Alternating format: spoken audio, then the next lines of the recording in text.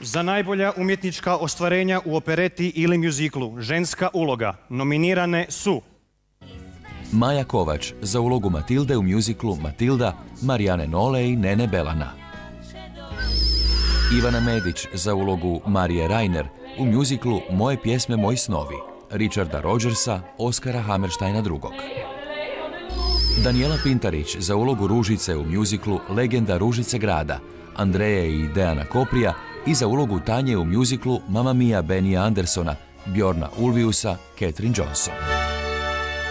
Sponzor ove nagrade je Rosal. A nagradu dobiva Danijela Pintarić.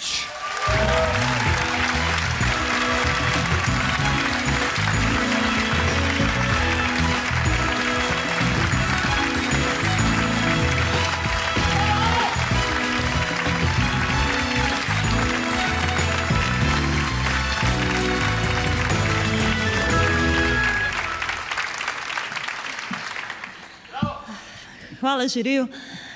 Hvala Andreji i Dejanu Kopriju što su napravili tu strahovito tešku pjevačku ulogu Ružice za mene. Hvala Robertu Boškoviću što mi je i glumački otežao.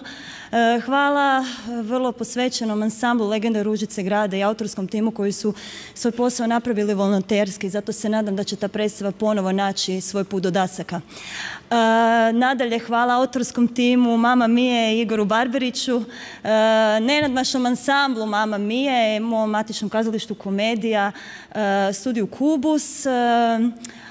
Nadalje, želim zahvaliti divnoj publici i divnim prijateljima, Jakovu, zbog kojeg se uvijek osjećam kao pobjednica, i na kraju moje obitelji bez čije podrške i ljubavi ne bih bila ovdje. Mojoj mami Reni i mojoj sestri Tonki, koja je jedna od onih najstarijih klinaca što su malo prije dobili nagradu, mom bratu Krešimiru i na kraju mom pokojnom tati Antunu, kojem posvećujem ovu nagradu. Hvala vam.